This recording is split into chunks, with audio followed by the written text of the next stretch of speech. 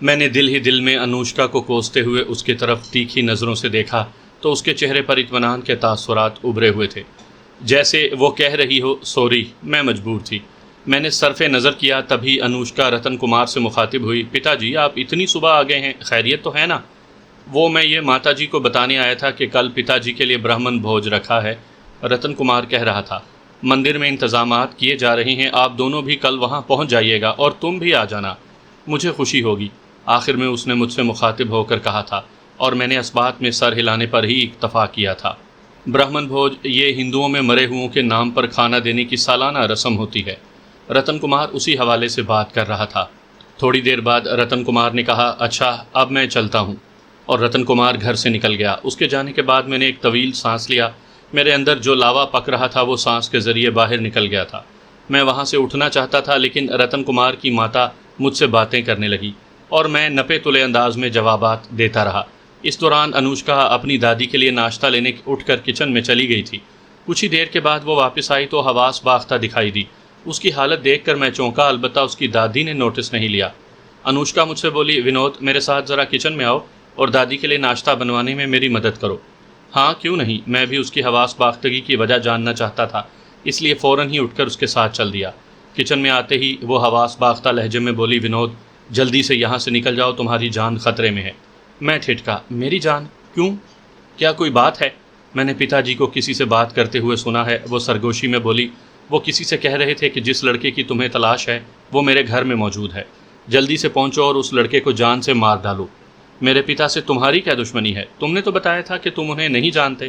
میرے پاس اس کے سوال کا جواب نہیں تھا، تاہم اس کے دوبارہ پوچھنے پر میں نے کہا، وقت آنے پر پتہ چل جائے گا، لیکن پلیز ابھی کچھ مت پوچھو، ابھی مجھے یہاں سے جانا ہوگا۔ اس نے ہونٹ بھینچتے ہوئے سر ہلا دیا۔ ٹھیک ہے، تم سے دوبارہ رابطہ کیسے ہو سکے گا؟ اس نے پوچھا۔ مجھے نہیں معلوم، میں نے نفی میں سر ہلایا، لیکن مجھ سے رابطہ کر کے تمہیں کچھ حاصل نہیں ہوگا۔ یہ تو بات کی بات ہے، تم یہاں سے نکل کر جاؤ گے کہاں؟ اس نے پوچھا۔ اپنے گھر کا ایڈریس ہی دے دو۔ میرا کوئی ایڈریس نہیں، میں نے جواباً کہا۔ شاید تم بتانا نہیں چاہتے۔ اس کے لہجے میں خفگی کی جھلک نمایاں تھی۔ میں سچ کہہ رہا ہوں۔ پھر اب کہاں جاؤ گے؟ معلوم نہیں، میں نے کندھے اچکائے۔ تم مجھ پر اعتبار کر سکتے ہو، اس نے ٹھوس لہجے میں کہا۔ کیا تمہیں میرے خلوص کا اندازہ نہیں ہوا؟ اگر میں چاہتی تو میں پتا جی کو تمہارے بارے میں بتا سکتی تھی۔ دوسری بات، جب پتا جی کسی کو تمہیں مارنے کو کہہ رہے تھے تو میرے دل میں کھوٹ ہوتا تو میں تمہیں نہ بتاتی۔ اس کی بات تو درست تھی، تاہم میں نے کہا، اچھا ٹھیک ہے، میں ڈان کلب جا رہا ہوں۔ ڈان کلب کے بارے میں جانتی ہو؟ اس نے لمحہ بھر کے لیے کچھ سوچا، پھر اسبات میں سر ہلاتے ہوئے بولی، ہاں میں جانتی ہوں، تم سے وہیں ملاقات ہوگی۔ آؤ میں تمہیں بنگلے کے پچھلے راستے سے نکالتی ہوں۔ میری سمجھ سے باہر تھا کہ وہ میری مدد کیوں کر رہی تھی، تاہم اس سے پوچھنے کا وقت نہیں تھا۔ یہ بات میں کسی اور وقت پوچھ سکتا تھا۔ کچن سے نکل کر ہم دائیں طرف بنی راہداری میں پہنچے اور تیز تیز قدموں سے چلتے ہوئے آگے بڑھے۔ دفعتاً ایک ستون کے پیچھے سے کسی نے نکل کر مجھ پر چھلانگ لگائی۔ یہ آنن فانن ہوا تھا کہ میں سنبھل ہی نہ سکا۔ میں چھلانگ لگانے والے کے ساتھ ہی فرش بوس ہو گیا۔ ہم دونوں بیک وقت اٹھے تھے۔ مد مقابل نے میرے سنبھلنے سے پہلے ہی میرے پیٹ میں زور سے گھٹنا جما دیا۔ پیٹ کی ضرب کی وجہ سے مجھے اپنی سانس سینے میں پھنستی ہوئی محسوس ہوئی، ساتھ ہی میرے منہ سے دبی دبی کراہ بھی نکلی۔ اسی لمحے انوشکا کی دبی دبی چیخ راہداری میں گونجی۔ مد مقابل نوجوان تھا اور اس کے چہرے پر اس وقت وحشت پھیلی ہوئی تھی۔ اس کی رنگت سیاہ تھی اور آنکھوں میں سرخی بھری ہوئی تھی۔ وہ کلین شیو تھا۔ اس نے بلا تعمل ایک بار پھر میرے پیٹ میں گھٹنا جمانا چاہا، لیکن میں سنبھل چکا تھا، اس لیے بر کی صورت سے پیچھے ہو گیا اور اس کا وار خالی گیا۔ شاید اس نے مجھے ہلکا لے لیا تھا کہ وہ مجھے مارتا رہے گا اور میں اپنا دفاع نہیں کروں گا۔ اگر میں اپنا دفاع نہ کرتا تو یقیناً اس سے مار کھا جاتا۔ دفاع کرنا بے حد ضروری تھا۔ جیسے ہی وہ میری طرف بڑھا تو میں نے اس کے گھٹنے پر لات جما دی۔ اس کے منہ سے کراہ نکلی اور اس کا توازن بگڑ گیا۔ اگلے ہی لمحے اس نے اپنی پتلون کی جیب سے پستول نکال کر اس کا رخ میری طرف کیا ہی تھا کہ اچانک انوشکا دوڑتی ہوئی آئی اور اس نے کسی عقاب کی مانند جھپٹ کر اس سے پستول چھین لیا۔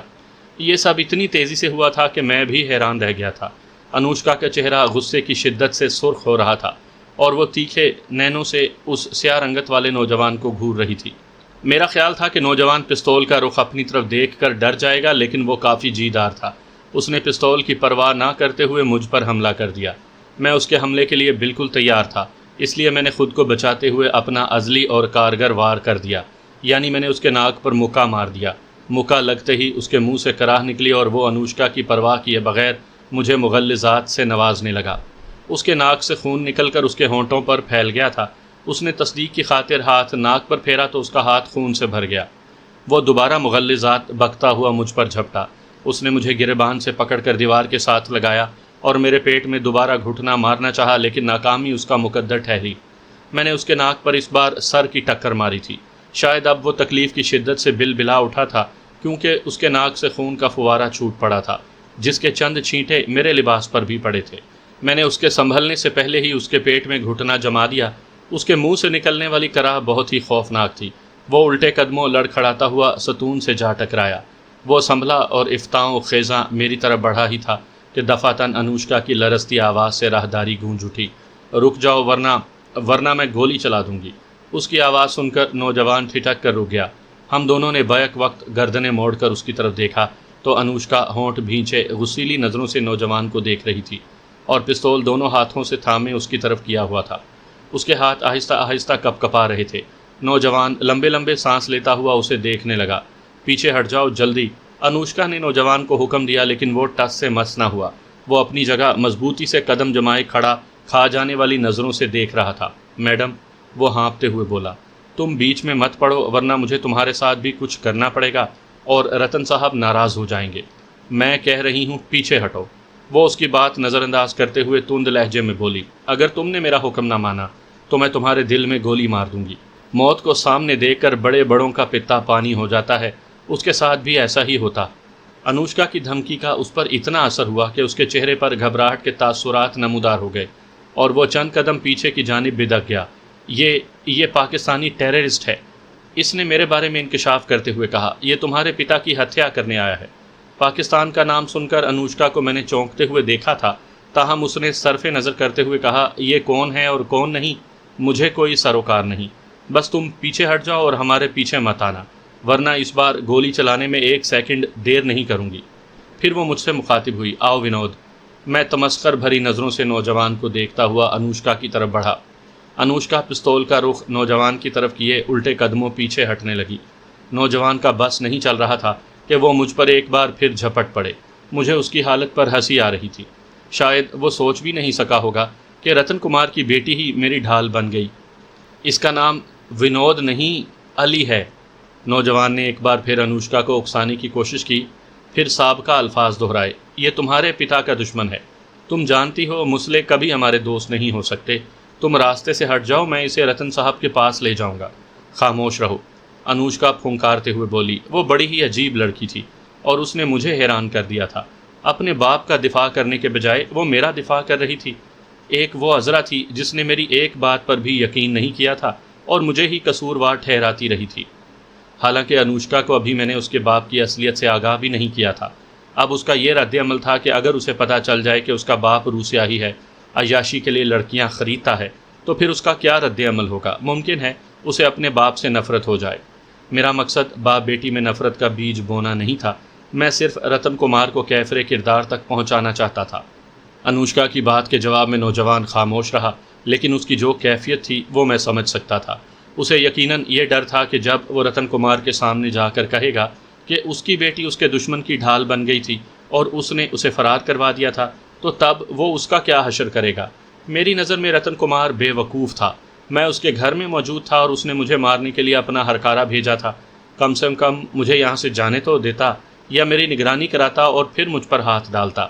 ایک طرف سے یہ میرے لیے بھی فائدہ مند ہوا تھا، مجھے پتہ چل گیا تھا کہ یہی وہ رتن کمار ہے جس نے جہاز میں جتن کمار بن کر مجھ سے گفتگو کی تھی، اور دوسرا یہ کہ اس کی کچھ اصلیت اس کی بیٹی کے سامنے آ گئی تھی۔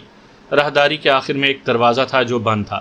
جب میں دروازے کے قریب پہنچا تو انوشکا نے کہا، ونود دروازہ کھولو اور چلے جاؤ۔ اور تم؟ میری فکر مت کرو، وہ مضبوط لہجے میں بولی، یہ میرا کچھ نہیں بگاڑ سکتا۔ تم اپنے باپ کے خلاف جا رہی ہو، میں نے اسے یاد دلانا چاہا۔ جانتی ہوں، وہ جواباً اعترافی لہجے میں بولی۔ میں نے تمہیں بتایا نا کہ مجھے نہیں معلوم کہ میں تمہاری مدد کیوں کر رہی ہوں، البتہ میں یہ جاننے کے لیے بے چین ہوں کہ میرے پتا تمہیں کیوں مارنا چاہتے ہیں۔ موقع ملا تو میں تمہیں بتا دوں گا، میں نے زیر لب مسکراتے ہوئے کہا۔ زندگی رہی تو پھر ملاقات ہوگی۔ کہنے کے ساتھ ہی میں نے دروازہ کھول دیا۔ دوسری طرف ایک چھوٹی سی گلی تھی جو اندھیرے میں ڈوبی ہوئی تھی۔ میں نے گلی میں قدم رکھا اور اندھیرے میں پھونک پھونک کر قدم آگے بڑھانے لگا۔ عقب سے انوشکا نے دروازہ بند کر دیا تھا۔ اندھیرے میں ہاتھ کو ہاتھ سجائی نہیں دے رہا تھا۔ میں نے چند قدموں کا فاصلہ ہی طے کیا تھا کہ اچانک مجھے ڈز ڈز کی آوازیں سنائی دیں تو میرے بڑھتے قدم یک لخت رک گئے۔ یہ گولیوں کی آواز کیسی تھی؟ پستول تو انوشکا کے پاس تھا۔ میں آگے جانے کے بجائے مڑ کر دروازے کی طرف بڑھا۔ انوشکا نے دروازے کو کنڈی نہیں لگائی تھی، اس لیے میں نے دروازہ کھول کر جھانکا تو دوسری طرف کا منظر دیکھ کر میں حیران رہ گیا۔ سامعین کرام، آپ سن رہے ہیں ایک دلچسپ اردو کہانی جس کا نام ہے روسیہ۔ یہ اس سلسلے کی قسط نمبر 101 ہے۔ مجھے امید ہے آپ کو میری یہ کاوش پسند آ رہی ہوگی۔ آپ نے اگر ابھی تک میرا چینل کہانی گھر سبسکرائب نہیں کیا تو ابھی میرے چینل کو سبسکرائب کر کے بیل نوٹیفیکیشن آن کر لیجئے تاکہ آنے والی ہر نئی کہانی کی اطلاع بر وقت آپ تک پہنچ سکے۔ فرش پر رتن کمار کا ہرکارا خون میں لت پت اوندھے منہ پڑا ہوا تھا۔ اس کا جسم بے حس و حرکت تھا، جبکہ انوشکا پستول تھامے خوف بھری نظروں سے اس کی طرف دیکھ رہی تھی۔ میں جلدی سے اس کی طرف لپکا۔ انوشکا، یہ تم نے کیا کر دیا؟ میں نے اس کے سامنے پہنچ کر کہا تو اس نے چونک کر میری طرف دیکھا۔ یہ مجھ سے کیا ہو گیا ہے؟ وہ خوف سے لرزیدہ لہجے میں بولی۔ میں اسے مارنے پر مجبور ہو گئی تھی۔ کیوں؟ یہ مجھ سے پستول چھین کر تمہیں مارنا چاہتا تھا، اس نے سرسراتی آواز میں کہا، اسی لیے میں نے اسے گولیاں مار دیں۔ تمہارے باپ کو پتہ چل گیا تو وہ تمہیں چھوڑے گا نہیں، میں نے اسے جتایا۔ میں پتا جی کو پتہ ہی نہیں چلنے دوں گی، اس نے میری بات نظر انداز کر دی۔ ویسے تم گئے کیوں نہیں؟ میں جا ہی رہا تھا کہ مجھے گولیاں چلنے کی آواز سنائی دی تو میں رک گیا، میں نے جواباً کہا۔ دراصل مجھے ڈر لگ گیا تھا کہ کہیں اس نے تمہیں… انوشکا نے میری بات قطع کی۔ سن کر اچھا لگا۔ میں نے اس کی بات نظر انداز کر دی اور ہونٹ بھینچتے ہوئے استفسار کیا، اب تم اس لاش کا کیا کرو گی؟ اسے غائب کرنا ہوگا۔ کیسے؟ میں نے استفسار کیا۔ اگر تمہارے پتا کو پتہ چلا کہ تم نے ان کے ساتھی کو مار دیا ہے اور اس کی لاش غائب کر دی ہے تو تم کیا جواب دو گی؟ میرے پتا کو اس کے مرنے کا پتہ ہی نہیں چلے گا، انوشکا نے لاش کی طرف دیکھتے ہوئے جواباً کہا۔ ہم اس کی لاش دریا میں پھینک آئیں گے، کیا تم میرا ساتھ دو گے نا؟ وہ امید بھری نظروں سے میری طرف دیکھ رہی تھی۔ جب تم نے میرا اتنا ساتھ دیا ہے تو میں کیوں نہیں دوں گا؟ میں نے کہا۔ اب کیا کرنا ہے؟ تم یہیں ٹھہرو، میں ایک چادر لے آتی ہوں، انوشکا نے زیر لب مسکراتے ہوئے کہا، پھر اسے کار کی ڈگی میں ڈال کر دریا میں پھینک آتے ہیں۔ میرے اس بات میں سر ہلانے پر انوشکا جلدی سے اندر چلی گئی اور میں لاش کا جائزہ لینے لگا۔ اس کی موت لکھی تھی، اس لیے وہ انوشکا کے ہاتھوں مارا گیا۔ اگر وہ انوشکا پر قابو پا کر اسے پستول چھین لیتا تو وہ یقیناً میرے پیچھے آتا اور مجھے گولی مارنے سے دریغ نہ کرتا۔ 5 منٹ کے بعد انوشکا ایک بڑی سی چادر لے کر آ گئی۔ اس نے چادر فرش پر بچھائی اور ہم دونوں نے مل کر لاش اٹھائی اور چادر پر رکھ دی۔ اس کے جسم سے نکلنے والا خون فرش پر پھیلا ہوا تھا۔ ہم دونوں نے مل کر لاش کو چادر میں اچھی طرح لپیٹ دیا، پھر ہم نے اسے اٹھایا اور کار کی طرف بڑھے۔ لاش کو ڈگی میں ڈالنے کے بعد ہم نے جلدی سے فرش سے خون صاف کیا، پھر کار میں بیٹھ کر بنگلے سے نکل گئے۔ حسب معمول ڈرائیونگ میں کر رہا تھا اور انوشکا سائڈ سیٹ پر بیٹھی میری رہنمائی کر رہی تھی۔ میں نے چہرے پر فیس ماسک چڑھا لیا تھا، ساتھ ہی حفظ ما تقدم کے طور پر ڈرائیور کی کیپ بھی سر پر رکھ لی تھی۔ سڑکوں پر معمول کی چہل پہل تھی، کہیں کہیں پولیس بھی موجود تھی، لیکن کسی نے ہماری طرف توجہ نہ دی۔ 40-45 منٹ کی ڈرائیونگ کے بعد ہم شہر سے دور پہنچ گئے۔ ہم نے پہلے اچھی طرح اطراف کا جائزہ لیا، قرب و جوار میں کوئی نہیں تھا۔ جب ہمیں اچھی طرح اطمینان ہو گیا تو ہم نے ڈگی سے لاش نکالی اور کچرے کے ڈھیر پر پھینک کر واپس ہو گئے۔ انوشکا تو یوں سانس لے رہی تھی جیسے اس کے سر سے بھاری بوجھ اتر گیا ہو۔ تمہارا شکریہ کہ تم نے میری مدد کی، راستے میں انوشکا نے میری طرف دیکھتے ہوئے کہا۔ میں نے ہنکاری بھر کر اس بات میں سر ہلایا۔ چند لمحوں کے لیے کار میں گہری خاموشی چھا گئی، جبکہ میں انوشکا سے جان چھڑانے کے بارے میں سوچنے لگا۔ میں دوبارہ اس کے بنگلے پر نہیں جانا چاہتا تھا۔ حالات کیا رخ اختیار کر جائیں کسی کو کیا پتہ۔ انوشکا نے خاموشی توڑی۔ تم نے بتایا تھا کہ تم مسلمان ہو، تمہارا نام کیا ہے؟ میں نے ایک نظر اسے دیکھا اور پھر سامنے دیکھتے ہوئے جواب دیا، علی حسن۔ کیا تم پاکستانی ہو؟ ہاں، میں نے محض اتنا ہی کہا۔ میرے پتا جی سے تمہاری کیا دشمنی ہے؟ انوشکا نے کہا۔ میں نے لمحہ بھر کے لیے کچھ سوچا اور کار دائیں طرف والی سڑک کی سمت موڑتے ہوئے کہا، انوشکا، بہتر یہی ہے کہ تم اپنے پتا سے پوچھنا۔ ممکن ہے میرے بتانے پر تمہیں یقین نہ آئے، اور یہ بھی ہو سکتا ہے کہ تم میں سننے کا حوصلہ نہ ہو۔ انوشکا خاموش ہوئی تو کار میں گہری خاموشی نے راج کیا۔ میں کار دوڑاتا رہا، تبھی انوشکا بڑبڑائی، پتا جی کبھی نہیں بتائیں گے، میں جاننا چاہتی ہوں کہ انہوں نے تمہارے ساتھ کیا کیا ہے۔ میں نے کہا نا کہ تم یقین نہیں کرو گی، میں نے اس بار سخت لہجے میں کہا، اس لیے پلیز بار بار فورس مت کرو۔ میں نے ایک نظر اس پر ڈالی۔ میری بات سن کر انوشکا نے ہونٹ بھینچ لیے اور منہ بنا کر کھڑکی سے باہر دیکھنے لگی۔ چند لمحے باہر دیکھنے کے بعد وہ میری طرف مڑی اور ملتجیانہ لہجے میں کہا، علی پلیز، میں تمہاری بنتی کرتی ہوں، بتا دو پلیز۔ دیکھو مجھے غصہ مت دلاؤ، میں نے تحکم آمیز لہجے میں کہا، اپنے پتا سے پوچھنا اور اب خاموش رہو، پلیز علی پلیز۔ مجھے اس لڑکی سے بیزاریت ہونے لگی تھی، وہ کسی جونک کی طرح ہی میرے پیچھے پڑ گئی تھی۔ میں نے غصے میں آ کر یکدم بریک پیڈل پر پاؤں رکھا اور تو کار چرچراہٹ کی تیز آواز کے ساتھ رک گئی۔ ہم دونوں کو ایک جھٹکا لگا، وہ خوف بھری نظروں سے میری طرف دیکھنے لگی۔ کیا کر رہے ہو؟ اگر ایکسیڈنٹ ہو جاتا تو؟ تم اپنے پتا کے بارے میں سننا چاہتی ہو نا تو سنو۔ تمہارے اچھے اور نیک سیرت پتا امریکہ کی پورنوگرافک کمپنی سے میری بہن کو خرید کر لائے تھے اور میں اپنی بہن کی تلاش میں یہاں آیا ہوں، میں نے غصیلے لہجے میں کہا تو حیرت بھری نظروں سے وہ مجھے دیکھنے لگی، شاید وہ پلکیں جھپکانا بھی بھول گئی۔ کیا مطلب؟ وہ اٹکتے ہوئے بولی، اس کی آنکھیں حیرت کی شدت سے پھٹی ہوئی تھی۔ پتا جی نے؟ یقین نہیں آ رہا نا، میں نے استہزائیہ لہجے میں کہا، لیکن ہے سچ مس انوشکا، اسی لیے میں تمہیں بتانا نہیں چاہتا تھا کہ میری وجہ سے تمہارے دل میں تمہارے پتا کے لیے نفرت نہ پیدا ہو۔ وہ کئی لمحے تو خاموش اور گنگ رہی، جیسے یقین کرنا چاہتی ہو کہ واقعی جو بات میں نے اسے بتائی ہے وہ سچ ہے۔ ہم اس وقت سنسان سڑک پر تھے اور اکا دکا گاڑیاں گزر رہی تھیں۔ میں اپنی پیشانی مسلنے لگا۔ میں سمجھ نہیں پا رہی کہ پتا جی نے تمہاری بہن کو کیوں خریدا ہے، اور وہ بھی پورنوگرافک کمپنی سے۔ باقی باتیں تم اگر اپنے پتا جی سے پوچھ لو تو شاید وہ تمہاری الجھن دور کر دے، میں نے بیک مرر میں دیکھتے ہوئے کہا۔ وہ تمہیں بہتر انداز میں بتا سکے گا، لیکن اتنا جان لو کہ وہ ایک گینگسٹر ہے۔ اس نے مجھے مارنے کے لیے ہوٹل سے اغوا کروایا، ایک کوٹھی پر قید رکھا۔ جب میں فرار ہوا تو اس نے مجھے مارنے کے لیے اپنے بندے بھیجے۔ بالآخر میں بچ بچا کر تمہارے بنگلے میں پہنچا۔ اگر تم میری جیب سے پستول نہ نکال لیتی تو میں نے آج رتن کمار کو گھیر لینا تھا اور اس وقت تک نہ چھوڑتا جب تک وہ میری بہن کے بارے میں نہ بتا دیتا، لیکن تم نے سارا کھیل ہی بگاڑ دیا اپنے پتا کو بچانے کے لیے۔ میں نے کار کی رفتار میں اضافہ کر دیا تھا۔ میں اب جلد از جلد اس لڑکی سے چھٹکارا چاہتا تھا تاکہ ہاروے کلب پہنچ کر سکون سے رتن کمار کے خلاف لایا عمل ترتیب دے سکوں۔ میں نے مزید کہا، مجھے اپنی بہن کے بارے میں معلوم کرنا ہے۔ مجھے بتایا گیا تھا کہ میری بہن نے رتن کمار کی وجہ سے خودکشی کر لی ہے، اس لیے میں تمہارے پتا کو کیفر کردار تک پہنچانے آیا ہوں۔ مجھے تو یقین نہیں آ رہا، وہ غیر یقینی سے بولی۔ میرے پتا ایسے بھی ہو سکتے ہیں، وہ تو بہت نیک، ہمدرد اور لوگوں کا احساس کرنے والے ہیں، لیکن میں ہنکارا بھر کر رہ گیا۔ سکے کے دو رخ ہوتے ہیں، ایک رخ سے تم واقف ہو، دوسرے رخ سے خود واقفیت حاصل کرنے کی کوشش کرو، شاید تمہیں بھیانک حقیقت کا پتہ لگ جائے۔ تمہاری بہن کا نام کیا ہے؟ اس نے پوچھا۔ کیا تمہارے پاس اس کی کوئی تصویر ہے؟ تم کیا کرو گی؟ میں نے سوالیہ لہجے میں پوچھا۔ میں پتہ لگانے کی کوشش کروں گی کہ کیا واقعی اس نے خودکشی کی ہے یا وہ زندہ ہے، وہ پرسوچ لہجے میں بولی۔ میں نے سیل فون نکالا اور اسے آن کر کے روزینہ کی تصویر دکھا دی۔ اس کا نام روزینہ ہے۔ تصویر کو غور سے دیکھنے کے بعد اس نے کہا، ٹھیک ہے، میں اپنی پوری کوشش کروں گی۔ دفعتاً میرے سیل فون کی گھنٹی بج اٹھی تو میں نے دیکھا جولیا کال کر رہی تھی۔ میں نے طویل سانس لیتے ہوئے کال اٹینڈ کی اور سیل فون کان سے لگانے کے بعد انگریزی میں کہا، ہیلو جولیا، کیسی ہو؟ دوسری طرف سے جولیا کی آواز سنائی دی، میں ٹھیک ہوں مورس، تم کیسے ہو؟ کل سے تم سے رابطہ ہی نہیں ہو پایا، اس لیے میں پریشان تھی۔ شاید سگنل کا مسئلہ ہو، میں نے جواباً کہا۔ میں ٹھیک ہوں اور ہاروے کی طرف جا رہا ہوں۔ کچھ پتہ چلا تمہاری سسٹر کے بارے میں؟ نہیں، میں نے کہا، لیکن میں اسے تلاش کر لوں گا، میں نے پرعزم لہجے میں کہا۔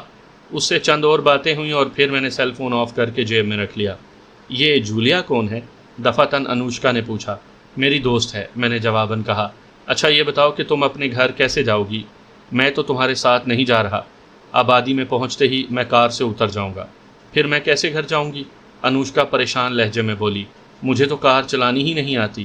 تم ٹھیک کہہ رہے ہو، تمہارا نہ جانا ہی بہتر ہے۔ ایسا نہ ہو کہ میرے پتا کے آدمی بنگلے کے آس پاس موجود ہوں اور وہ تمہیں نقصان پہنچا دیں۔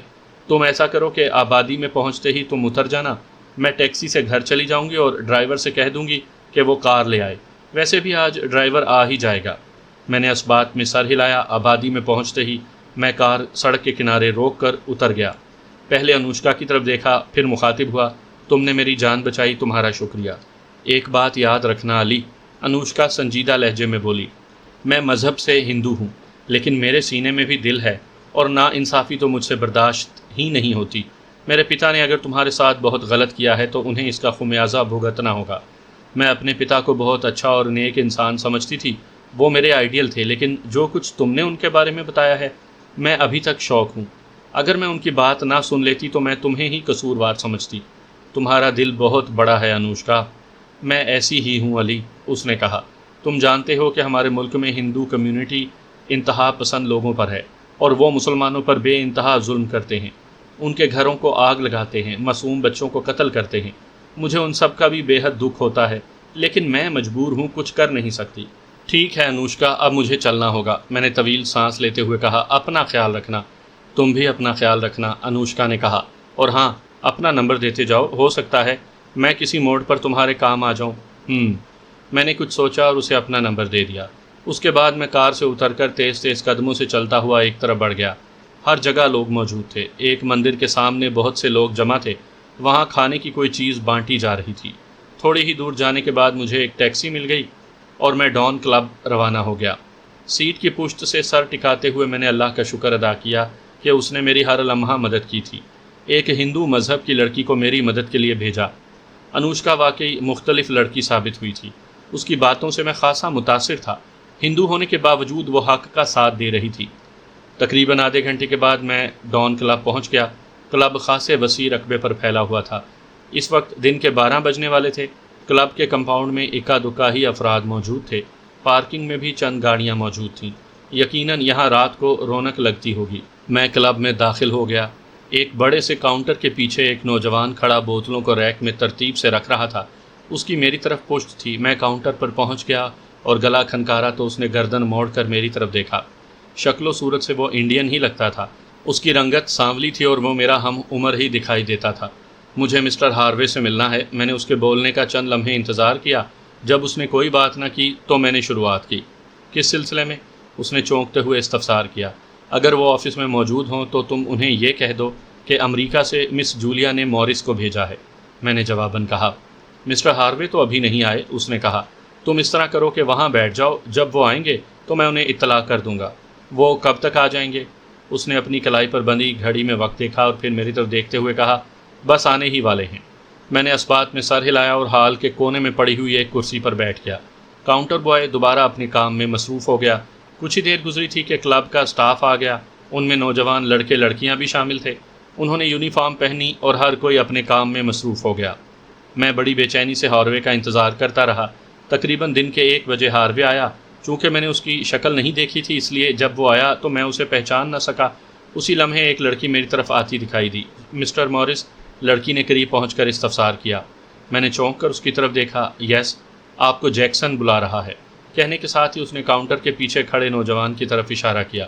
اوکے، میں نے کہا اور کرسی سے اٹھ کر کاؤنٹر کی طرف بڑھا، جبکہ لڑکی چلتی ہوئی میرے پیچھے آ رہی تھی۔ کاؤنٹر بوائے میرا ہی منتظر تھا۔ میں کاؤنٹر کے قریب پہنچا تو اس نے کہا، مسٹر ہاروے آ چکے ہیں اور اپنے آفس میں آپ کا انتظار کر رہے ہیں۔ پھر اس نے میرے پیچھے کھڑی لڑکی سے کہا، کرشنا، مسٹر مورس کو باس کے آفس چھوڑاؤ۔ اوکے، اس نے سعادت مندی سے کہا اور مجھ سے مخاطب ہوئی، آئیے مسٹر مورس۔ میں کرشنا نامی لڑکی کے پیچھے چلتا ہوا ہاروے کے آفس کے باہر پہنچ گیا۔ وہاں ایک نوجوان کھڑا تھا جس کے شانے چوڑے تھے اور قد بھی قدرے لمبا۔ اس نوجوان کے قریب پہنچ کر کرشنا نے کہا، یہ مسٹر مورس ہیں اور باس ان کا انتظار کر رہی ہیں۔ ٹھیک ہے، تم جاؤ، نوجوان نے کہا تو کرشنا مڑ کر سیڑھیوں کی طرف بڑھی، جبکہ نوجوان نے پہلے میری تلاشی لی، پھر دروازہ کھول کر مجھے اندر جانے دیا۔ مجھے تو یوں محسوس ہوا جیسے میں کسی جاسوسی فلم میں جاسوس کا کردار ادا کر رہا ہوں۔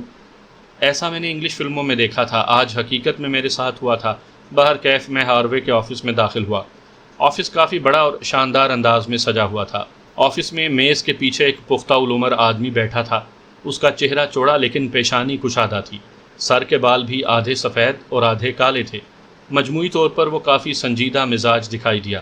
میں نے ہاروے سے کہا، ہیلو مسٹر ہاروے، اور مسافے کے لیے ہاتھ اس کی طرف بڑھایا۔ میرا نام مورس ہے اور مجھے مس جولیا جوزف نے آپ کا ریفرنس دیا تھا۔ ہاروے نے بھی گرم جوشی سے مسافہ کیا اور کہا، بیٹھ جاؤ۔ میں ایک کرسی پر بیٹھ گیا۔ وہ مجھے بڑے غور سے دیکھتا رہا۔ شکل و صورت سے وہ بھی امریکی ہی لگتا تھا، لیکن وہ اردو اتنی شستہ بول رہا تھا کہ گمان ہی نہیں ہوتا تھا کہ وہ انگریز ہے۔ میں نے اندازہ لگایا کہ شاید اسے انڈیا میں رہتے ہوئے کافی عرصہ ہو گیا ہے، اسی لیے اس نے اردو نہ صرف سیکھ لی تھی بلکہ سمجھ بھی لی ہوگی۔ اس نے انٹرکام کا ریسیور اٹھاتے ہوئے استفسار کیا، کیا پینا چاہو گے، چائے، کافی یا شراب؟ چائے منگوا لیں، میں نے کہا۔ اس نے اس بات میں سر ہلاتے ہوئے انٹرکام کے 2 بٹن پریس کر کے لمحہ بھر کے بعد کہا، 2 چائے بھیج دو۔ کہنے کے ساتھ ہی اس نے ریسیور رکھ دیا۔ جولیا سے تمہارا کیا تعلق ہے؟ شکل سے تو تم ایشیائی لگتے ہو، تمہیں مجھ سے کس قسم کا تعاون چاہیے؟ جولیا میری بہت اچھی دوست ہے، میں نے صراحت سے کہا۔ پھر میں نے اسے ساری بات تفصیل سے بتائی، اسے یہ بھی بتا دیا کہ میں انڈیا میں رتن کمار کے قبضے سے اپنی بہن چھڑانے آیا ہوں، بلکہ اسے کیفر کردار تک پہنچانا چاہتا ہوں۔ تفصیل سننے کے بعد اس کے چہرے پر گہری سنجیدگی آئی۔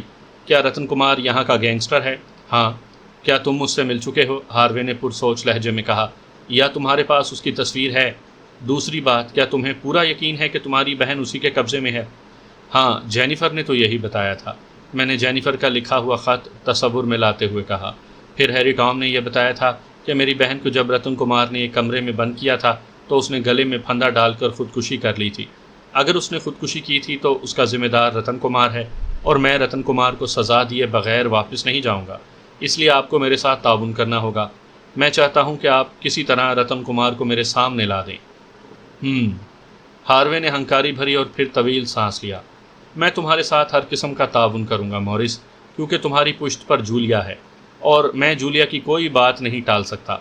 اس کے مجھ پر بہت سے احسانات ہیں۔ بہرکیف یہ بتاؤ کہ رتن کمار تک کیسے پہنچا جا سکتا ہے؟ کیا تم اس کے کسی ٹھکانے کے بارے میں جانتے ہو؟ میں نے لمحہ بھر کے لیے سوچا اور پھر میرے دماغ میں اچانک آیا کہ ممبئی میں رتن ریسٹورانٹ نامی ایک ریسٹورانٹ رتن کمار کا ہے۔ میں نے ہاروے کو بتایا تو اس نے سر کو اسبات میں ہلاتے ہوئے کہا، ٹھیک ہے مورس، میں اس کے بارے میں معلومات اکٹھی کرتا ہوں، اس کے بعد دیکھتے ہیں کہ کیا کرنا ہے۔